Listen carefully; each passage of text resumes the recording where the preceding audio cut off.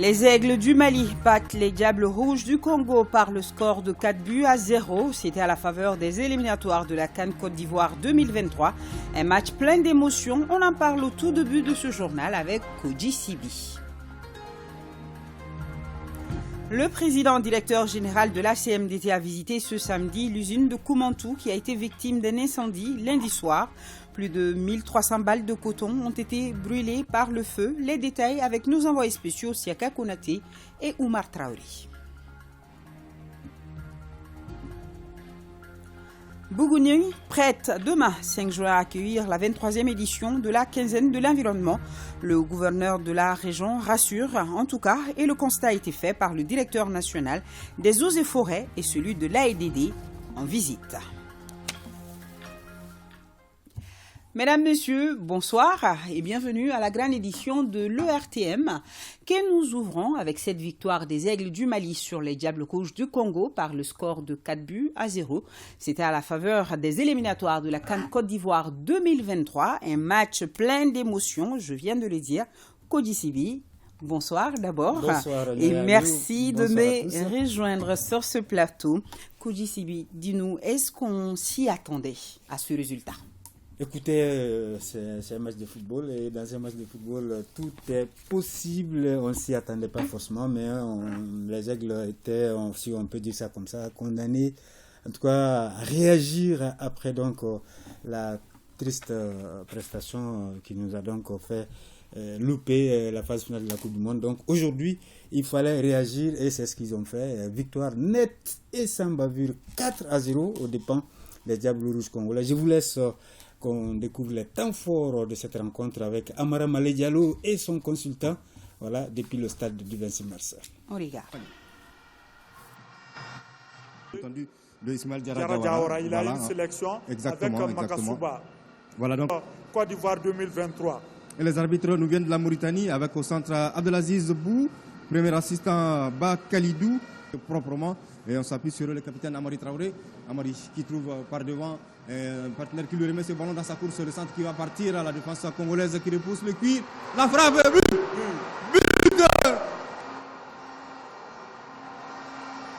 Mohamed Kamara Diamanté, il crucifie le portier congolais Christopher Henri Mafumbi. Par devant Néné Dorgelès. Et c'était un ballon pour Yves Bissouma. Yves Bissouma qui est passé. Yves Bissouma, le centre à retrait, but. Deuxième but. El Bilal. El Bilal était destiné à Khalifa Koulibaly.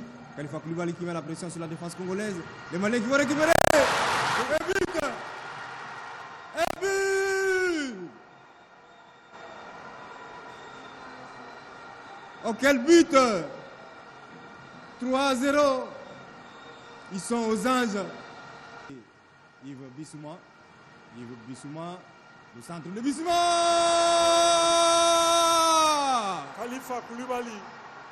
Khalifa Koulibaly. Amara, il a entendu. Il veut prouver avec les Aigles aussi. Voilà, Nyanya Lyon, on peut dire baptême du feu réussi pour le nouveau sélectionneur des Aigles du Mali, oui. Éric Sékouchel, victoire 4-0. Et on rappelle que dans l'autre rencontre du groupe, eh bien, c'est la Gambie qui s'est imposée à Banjul face au Soudan du Sud 1-0. Et la prochaine journée, c'est pour le 9 juin prochain. Et voilà, la prochaine journée, le Mali se déplacera à Kampala, en Ouganda, pour rencontrer le Soudan du Sud. Et du côté du Congo, à Brazzaville notamment, le Congo va recevoir la Gambie. Alors, vous venez de le dire tout à l'heure, Éric Sékouchel, qui est jugé sur ses performances, c'est ce que le département recherche en tout cas. Est-ce qu'on peut dire, Koji Sibi, que si c'était là un coup de chance ou bien on a changé de tactique complètement, les Aigles? Écoutez, un coup de chance, je ne pense pas que ce soit, même s'il y a la chance, oui, dans le football, un score large comme ça.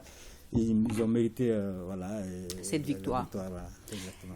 Alors, on enchaîne Koji Sibi avec le football féminin, championnat national. L'AS Mandé et les Super Lions d'Amdalaï font la bonne opération de la première journée du Caridas. Oui, l'AS Mandé s'est imposé par le minimum 1-0. Vous allez apercevoir les images justement avec les Mandinka qui sont habillés en maillot jaune et noir, leur couleur habituelle. Et voilà. Et ensuite, l'équipe de l'USFAS qui est en bleu. Vous apercevez donc l'ouverture du score par l'AS Mandé, 1-0. C'était donc juste avant la mi-temps.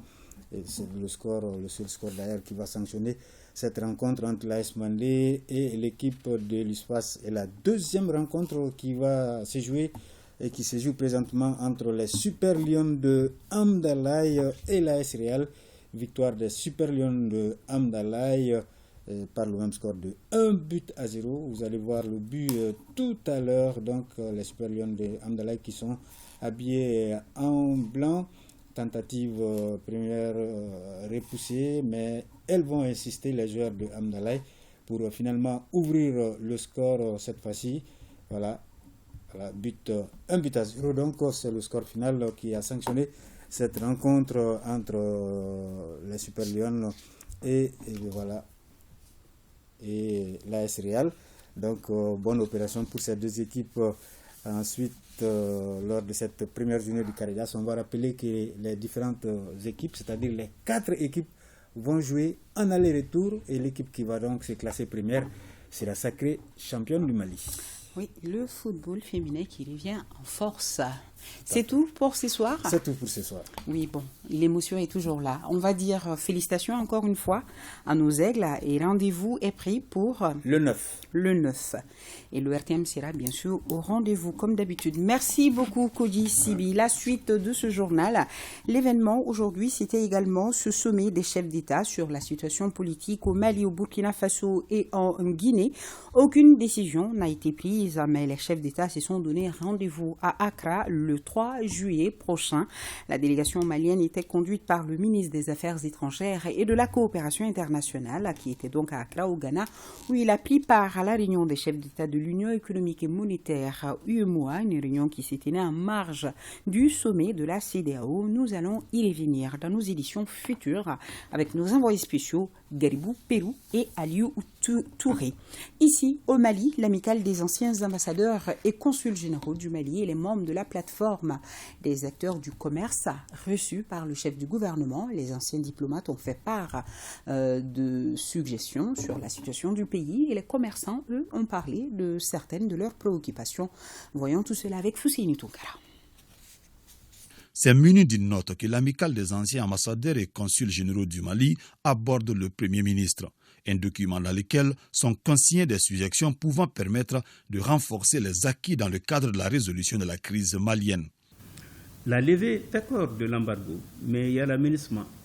Nous estimons qu'il est absolument nécessaire que le mandat de l'aménagement tienne compte des besoins et préoccupations du Mali. L'amicale des anciens ambassadeurs et consuls généraux du Mali, consciente de la position que le Mali a su tenir dans le concert des nations, réitère son soutien sans réserve et ferme aux autorités de la transition et les exhorte à examiner favorablement toute solution et opportunité pour la sortie des crises. Une fois de plus, l'opportunité vient d'être donnée au chef de l'administration malienne de rassurer ses concitoyens. Et avec la CEDEAO, les discussions sont très avancées. Et nous-mêmes, nous regardons toutes les hypothèses, n'est-ce pas, pour sortir de cette crise, trouver les solutions. Pour que d'ici un an, sinon avant, le niveau de sécurité dans le pays soit tel qu'on peut organiser les élections, de manière à avoir des institutions qui aient le minimum de légitimité nécessaire, élues dans des conditions de minimum de contestation aussi, pour qu'elles puissent s'atteler aux grandes actions de développement. Pour cette autre rencontre, Dr Choguel Kokala Maïga est face à la plateforme des acteurs du commerce. Ces commerçants sont venus réitérer leur soutien aux femmes pour les résultats engagés sur le terrain. Par ailleurs, ils ont souligné certaines de leurs attentes. La diminution des droits de douane, impôts et taxes, la création d'un guichet unique des opérations de dédouanement, la mise en place d'une politique de construction, de nantissement, d'aménagement des marchés et des équipements marchands ainsi que leur gestion, la reconstruction du marché rose d'ici de Bamako dans les meilleurs délais. Le ministère des tutelles, le ministère des Finances, il faut continuer les discussions avec eux sur vos revendications ce qui sortira de vos discussions, il nous l'amènera, on va l'examiner avec l'ensemble du gouvernement pour qu'on prenne les décisions qui vont dans le sens des intérêts de notre population et ces intérêts aussi coïncident avec les vôtres. Les hommes, ils font le commerce pour avoir des intérêts. Maintenant, c'est que l'appel que nous lançons, c'est aussi continuer dans le sens patriotique que vous avez montré. C'est-à-dire, pendant la crise, là, il faut être solidaire des Maliens. Tant que l'intérêt du Mali est à l'ordre du jour, je vous réaffirme ma disponibilité entière. C'est en ces termes que le chef du gouvernement s'est adressé à l'amicale des anciens ambassadeurs et consuls généraux du Mali et à la plateforme des acteurs du commerce à la fin des 2 rencontres. Et l'invité ce soir de l'émission Malikoura Tassira est Bakary Doumbia, ministre de l'Entrepreneuriat national, de l'Emploi et de la Formation professionnelle. Rendez-vous à 22h10 pour la version française et 22h45 pour le Bamaninkan. Entretien à suivre sur l'ensemble du réseau synchronisé de l'ERTM et sur nos plateformes digitales. Plus de 1300 balles de coton brûlées par le feu lundi soir à l'usine CMDT de Koumontou. Le président directeur général de la holding était sur les lieux aujourd'hui samedi, avec lui les représentants des compagnies d'assurance. D'ailleurs, les assureurs se sont engagés à dédommager la compagnie. Envoyés spéciaux Siaka Konaté ou Oumar Traoré. Provoqué par la foudre, l'incendie de l'usine CMDT de Koumontou, survenu dans la nuit du 30 au 31 mai dernier, a endommagé 1352 balles, soit 306 tonnes de coton fibre. Le PDG de la CMDT est venu constater de visu les dégâts et féliciter le chef d'usine et du service de sécurité incendie pour la célérité avec laquelle le feu a été circonscrit. La promptitude de l'équipe incendie de la CMDT nous a agréablement surpris. Ils ont pu circonscrire l'incendie à une seule pile et après ils l'ont évacué pour permettre au coton de se consumer et ça a été une chance. Si on avait eu une propagation sur l'ensemble des piles, ce serait une catastrophe pour la CMDT. Et tout d'abord, j'aimerais remercier le chef d'usine de Koumontou et les responsables de l'équipe incendie. Ils ont fait un travail extraordinaire. Une seule pile de balles a été atteinte et le pire a été évité grâce au dispositif anti-incendie mis en place dans l'usine il y a 3 ans. L'usine dispose d'un réseau incendie bien étoffé, composé de 20 bouches incendie, c'est-à-dire 20 bornes fontaines à partir desquelles on peut intervenir. Et ce réseau est alimenté à partir d'une réserve qui a une capacité de 904 mètres cubes. En plus de ce meilleur matériel, il y a aussi des moyens humains qui sont dédiés exclusivement à la prévention et à la lutte contre l'incendie. Le coton parti en fumée était assuré et sera totalement remboursé par le groupe d'assureurs de la CMDT. Je rassure les gens que ce coton était assuré et ce n'est pas la première fois que nous connaissons des sinistres comme ça à la CMDT. Et chaque fois, les assurants qui nous accompagnent ont totalement remboursé la valeur du coton sinistré à la CMDT. La CMDT a eu la conscience du danger de son activité, a pris les précautions pour souscrire les assurances nécessaires pour couvrir ces risques et payer les primes à bonne date. Plus de 85 000 balles de coton et l'usine ont été épargnées par les feux, usine où les travaux de maintenance vont bon train pour préparer la prochaine campagne d'égrainage. C'est demain, 5 juin, la journée mondiale de l'environnement, une journée qui permettra d'éclairer l'opinion publique tout en donnant aux individus, aux entreprises et aux collectivités le sens de leurs responsabilités en ce qui concerne la protection de l'environnement et l'amélioration du cadre de vie. D'autres explications avec Aguibo Koulibaly. L'année 2022 est une étape historique pour la communauté environnementale mondiale. Elle marque les 50 ans de la conférence des Nations Unies sur l'environnement humain de 1972, largement considérée comme la première réunion internationale sur l'environnement. Une seule terre est le thème de cette année. Il appelle à la mobilisation pour la préservation des ressources naturelles. Ce thème souligne la nécessité de vivre durablement en harmonie avec la nature en apportant des changements transformateurs par le biais de nos politiques et de nos choix vers des modes de vie plus propres et plus écologiques. Selon les conclusions du deuxième rapport de 2022 sur les sols du programme des Nations Unies pour l'environnement, 70% de la surface des continents porte désormais la marque de l'action de l'homme. Chaque année, à travers la planète, 2 millions d'hectares sont perdus, soit 23 hectares par minute. Si les tendances actuelles de dégradation des terres venaient à perdurer, en 2050, 90% des écosystèmes naturels du monde seront transformés et ou détruits. La conservation, la préservation et la protection des ressources naturelles doivent donc être une source de préoccupation pour tous. Ces phénomènes nous interpellent et nous rappellent toujours l'urgence d'agir et d'agir vite en prenant soin de la nature. J'invite donc nos concitoyens à s'engager encore plus vers un mode de vie plus propre, plus vert et plus durable en harmonie avec la nature. Mon environnement, je m'en occupe. Oui, mon environnement, je m'en occupe. Et demain, 5 juin, c'est le lancement de la 23e édition de la quinzaine de l'environnement. Et c'est Bougouni qui abrite l'événement. Le directeur national des eaux et forêts et celui de l'AIDD sont sur place.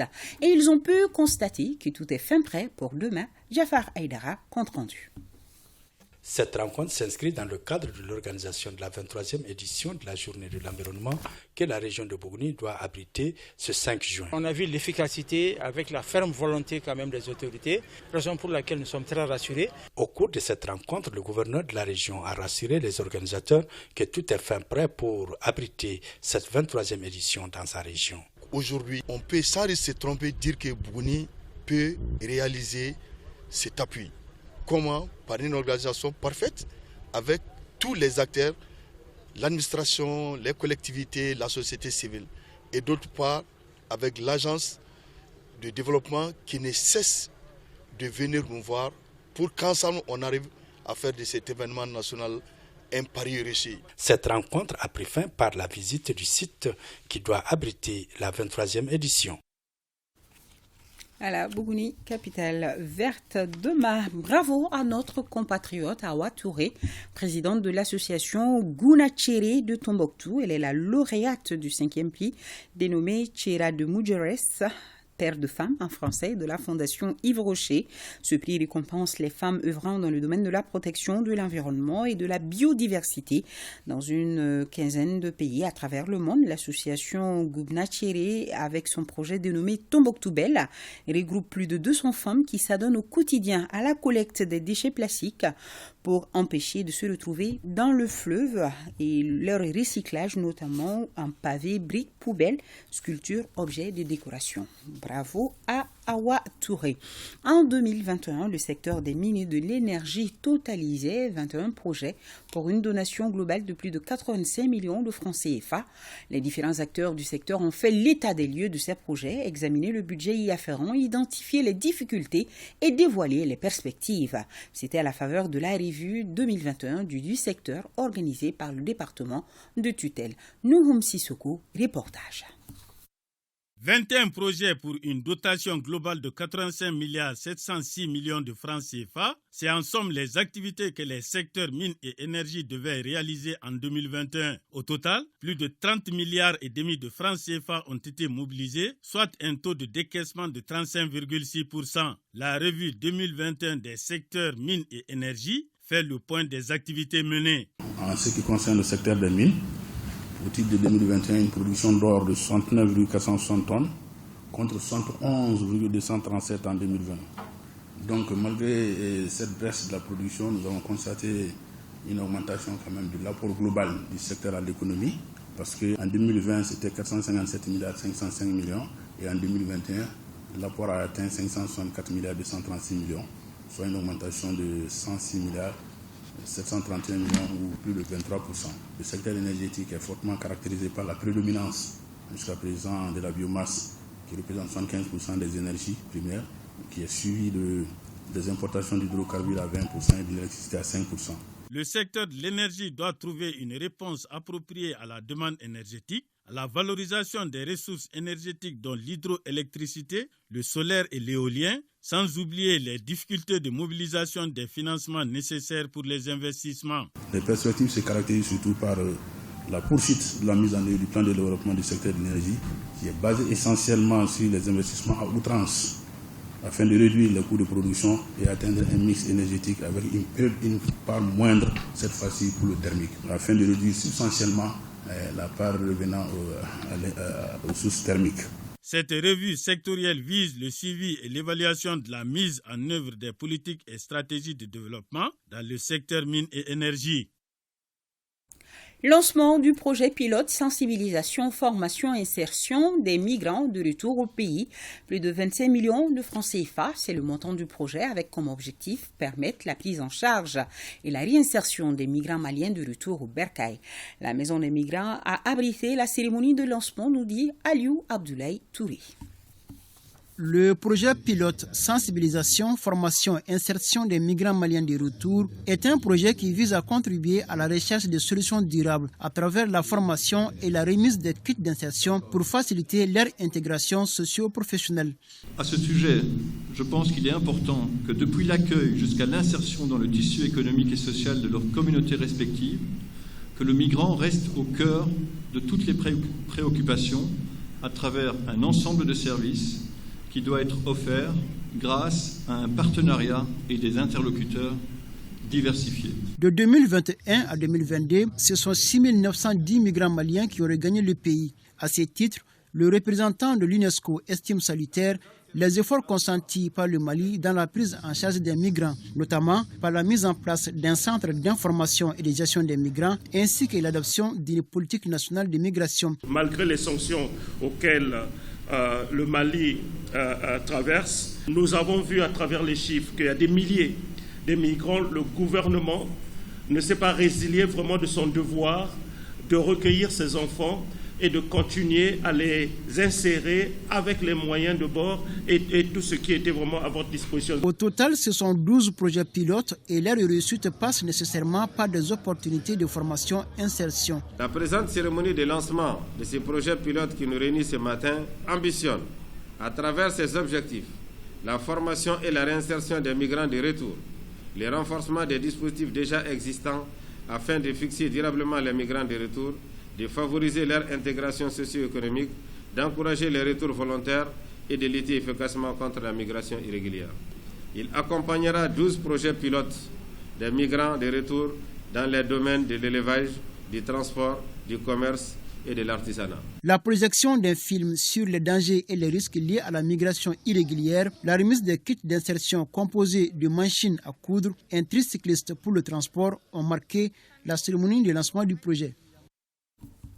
Les Maliens de la diaspora, toujours mobilisés pour le pays, ils viennent de mettre à la disposition des ministères en charge de la santé des Maliens établis à l'extérieur des matériels médicaux d'un coût estimé à 100 millions de francs CFA. Bala Sissoko, le généreux donateur, est installé aux États-Unis.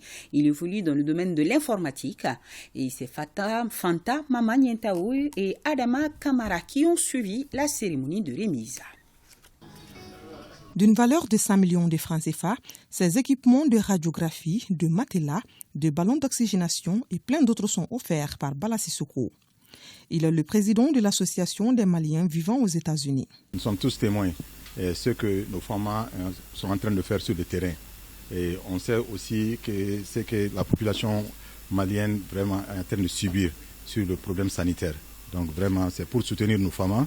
Cette donation du géant de l'informatique vient à point nommé, car elle renforcera le plateau technique de différentes structures sanitaires et coûts. Le matériel vient à point nommé parce que tout ce qui est là est utile et aujourd'hui, le besoin est urgent. Concernant tout le matériel qu'on a vu aujourd'hui, donc je leur dis vraiment merci au nom de tous les malades, au nom de tout le personnel de santé et merci surtout au nom du président de la transition, du Premier ministre, de tous les membres du gouvernement. Je voudrais d'abord saluer cette solidarité gouvernementale et puis remercier et exprimer toute la gratitude du peuple malien, particulièrement des forces armées de sécurité et des populations maliennes, à ses compatriotes résidant aux États-Unis pour ce geste de solidarité inoubliable et incomparable. Le président de la commission santé et affaires sociales du CNT et les membres du CNT ont tous invité les bénéficiaires à prendre soin de ces matériels-là. Le département de la santé, à travers l'Office national de la santé et de la reproduction et ses partenaires sont à pied d'œuvre pour chercher des stratégies afin d'assurer l'accès à l'oxygène dans nos structures sanitaires. Inaba nous en parle. Cette rencontre, initiée par l'Office national de la santé et de la reproduction en partenariat avec l'ONG Moussou, a pour but de consolider le partenariat existant d'une part et d'autre part de mobiliser de nouveaux partenaires. Il s'agit de mettre en exergue la capacité du Mali à assurer l'accès à l'oxygène et aussi de renforcer la synergie d'action des partenaires qui accompagnent le département pour l'accès à l'oxygène et la survie de l'enfant. L'accès à l'oxygène ne doit pas être considéré comme un privilège. Il doit être partie intégrante de l'offre de soins au niveau de toutes les structures de santé, à l'image des médicaments essentiels. Selon les spécialistes en santé publique, la pneumonie est la première cause infectieuse de mortalité chez les enfants, avec 18,37%.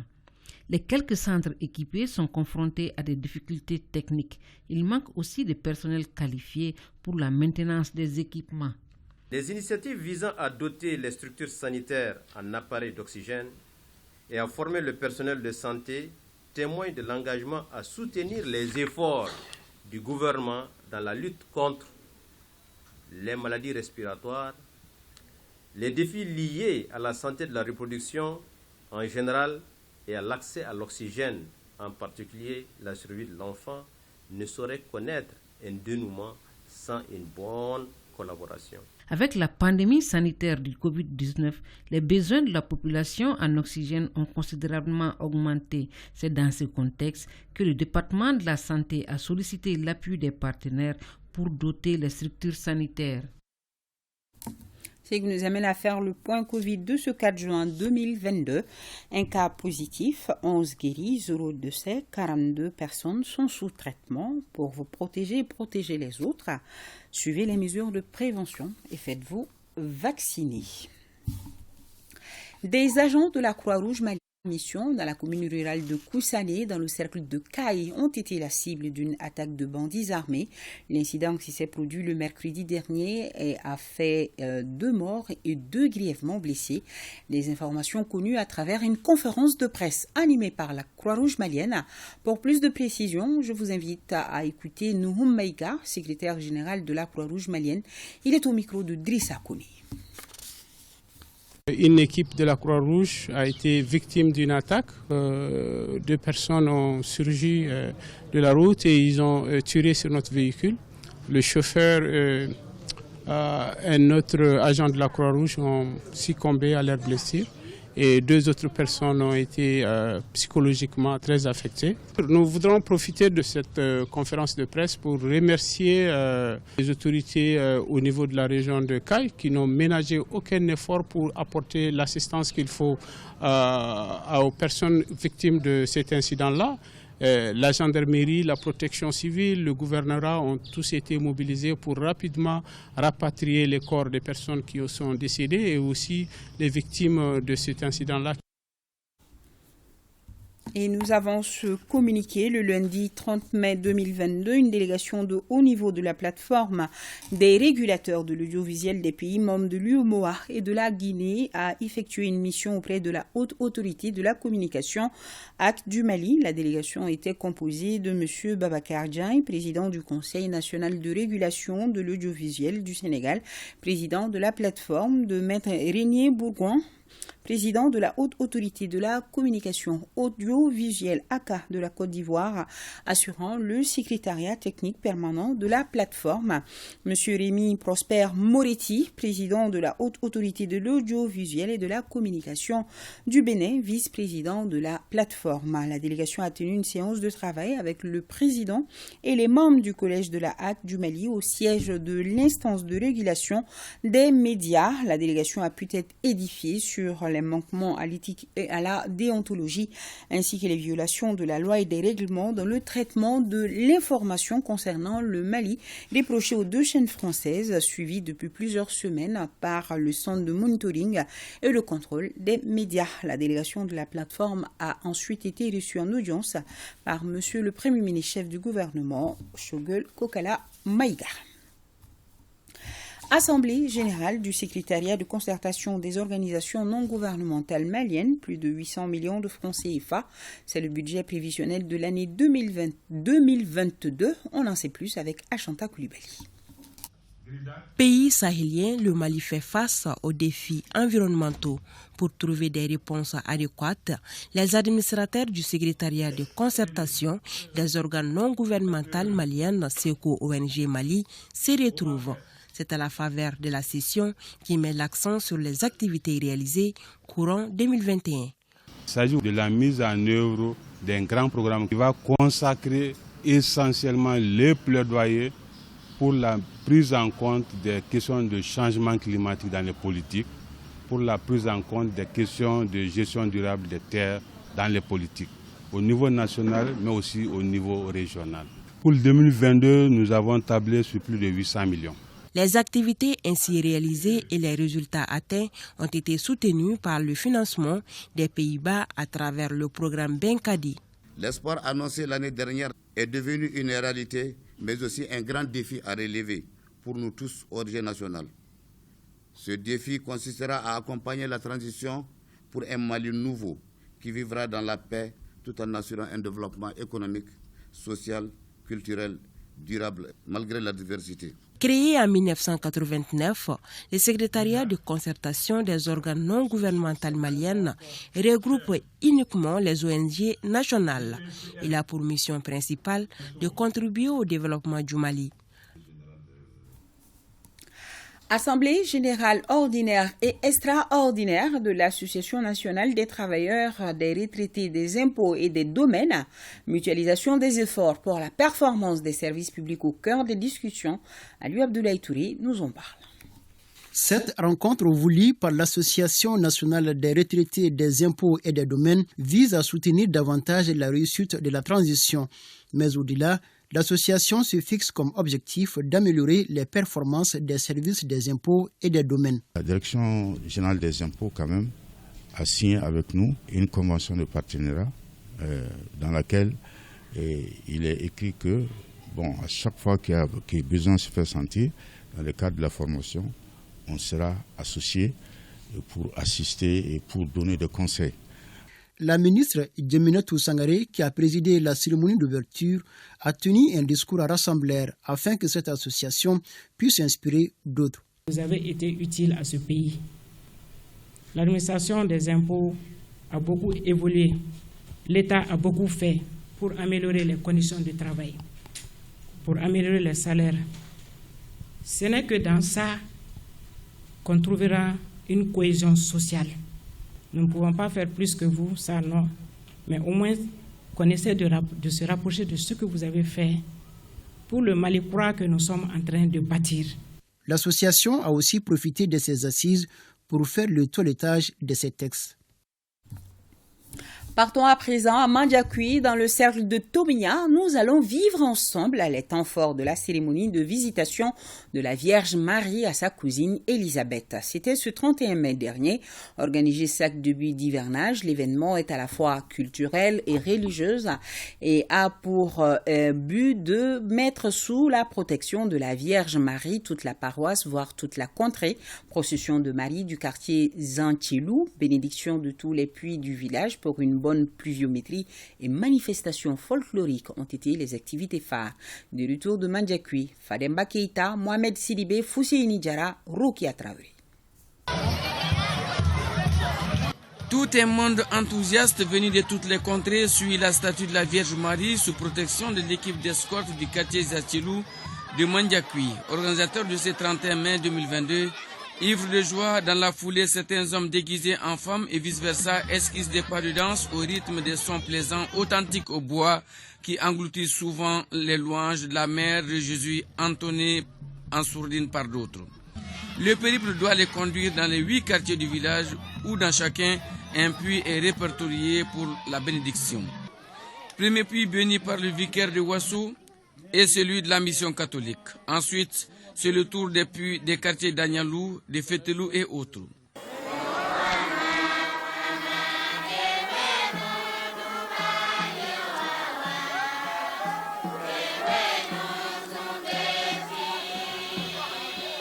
Auparavant, tôt le matin, une cérémonie de procession de la même Vierge était partie de la cour des jeunes du quartier Zatilou, direction la plus ancienne église du diocèse de San. En ces jours-là, Marie se mit en route et se rendit avec empressement vers la région montagneuse, dans une ville de Judée. Elle entra dans la maison de Zacharie et salua Élisabeth. Or, quand Élisabeth entendit la salutation de Marie, l'enfant tressaillit en elle. Marie resta avec Élisabeth environ 3 mois, puis elle s'en retourna chez elle. Lors de cette fête instituée en 1944 par le Père Dubois, des prières, des cantiques et louanges sont adressés au Seigneur.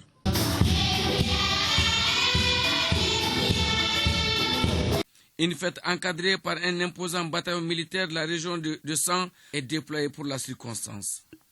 En 1944, la fête a été créée pour permettre aux chrétiens de prier pour le village. La visitation, c'est une fête chrétienne qui commémore la visitation de Marie à sa cousine Élisabeth. Et lors de cette visitation, donc visite de Marie à sa cousine Élisabeth, en fait, Marie était déjà enceinte de Jésus et Élisabeth était enceinte de Jean-Baptiste. Jean-Baptiste le précurseur. Alors la cérémonie de visite de bénédiction des puits ici à Mandiakoui est reliée au fait que les premiers pères, les missionnaires qui sont arrivés à Mandiakoui ont consacré le village et l'ont confié à Marie qui a visité sa cousine Élisabeth. Les puits des 8 quartiers sont ainsi bénis. Tous les chrétiens et habitants de la paroisse, voire du cercle de Tominia, sont désormais sous protection de la Mère de Jésus. Le 31 mai 2023, 79e anniversaire est confié au quartier d'Agnalou. Après ce 31 mai 2022, 78e anniversaire de la cérémonie de visitation, le diocèse de Sang donne rendez-vous à tous les chrétiens du Mali et des pays limitrophes courant décembre 2022 pour le centenaire de l'église de Mandiakoui ou du diocèse de Sang. Rappelons que c'est le 9 octobre 1922 que les premiers missionnaires sont arrivés à Mandiakoui, ce qui fait de cette église la plus ancienne du diocèse.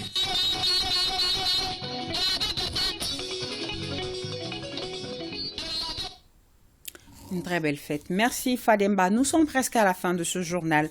Juste à rappeler que les Aigles ont battu les Diables Rouges du Congo par le score de 4-0.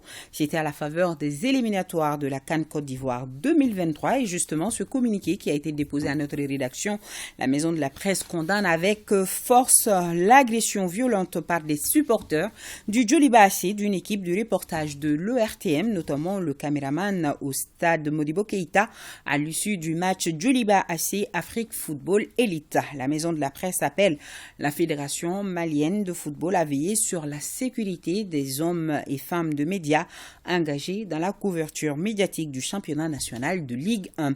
La Maison de la Presse apporte son soutien aux confrères de l'ERTM et invite les journalistes à la prudence pour la préservation de leur sécurité. Je vous souhaite à tous un bon week-end et un grand merci à nos téléspectateurs de New York, de Philadelphie, de Houston et de Washington. Bonsoir à tous.